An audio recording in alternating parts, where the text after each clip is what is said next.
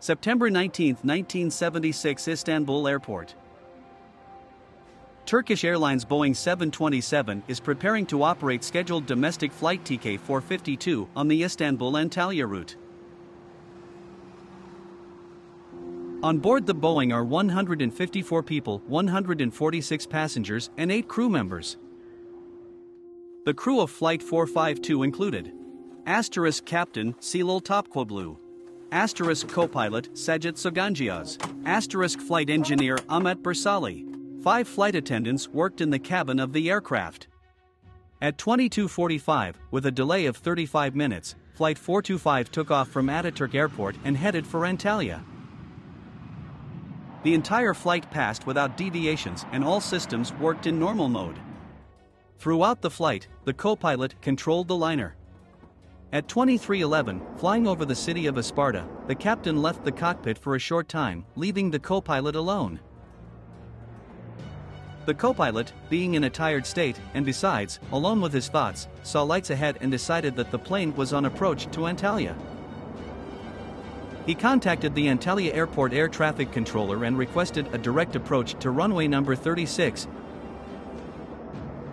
After which, without waiting for the commander to return and his permission, he began to perform a descent, while switching from instrument flight to visual flight. The controller on the Antalya Airport tower reported that he did not see the plane either visually or on the radar. But at 13,000 feet from the ground, the co-pilot saw, as it seemed to him, the lights of runway number 36 and began to perform a visual approach, stating, "Believe you or yours eyes?" In reality, the plane was 62 miles from the destination and the co-pilot saw the lights of the busy highway of the city of Isparta, which he mistook for runway lights.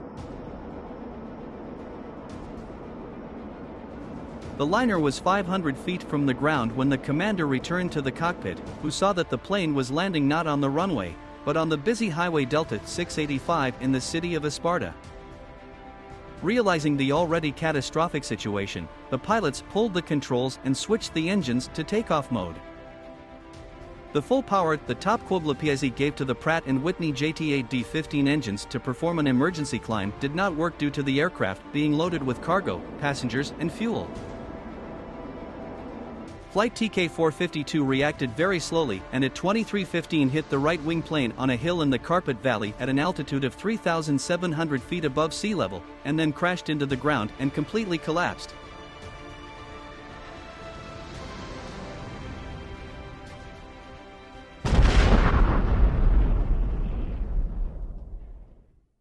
The plane crash claimed the lives of all 154 people on the plane.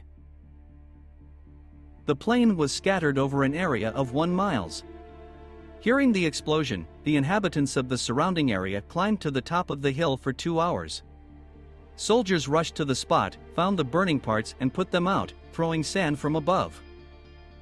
One of the wings was found on top of a hill, with the engines at the bottom. The first flight recorder was found the day after the crash. Investigators ruled out the possibility of the plane crashing due to a lightning strike the day after viewing the weather report.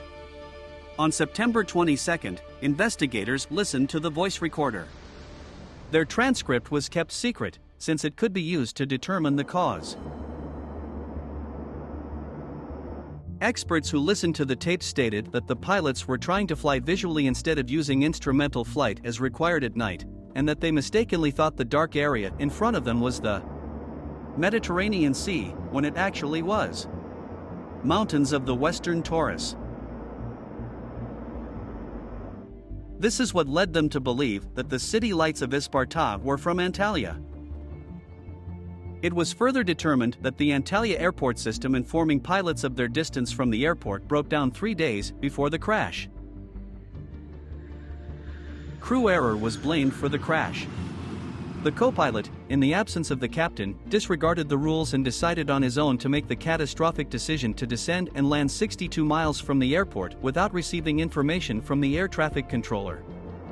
And also the pilots, in violation of the requirements, carried out a landing approach at night according to the rules of visual flight, instead of instrument flight. If the captain had not left the cockpit without leaving the co-pilot alone, or the co-pilot had received information from the dispatcher, the crash would not have occurred.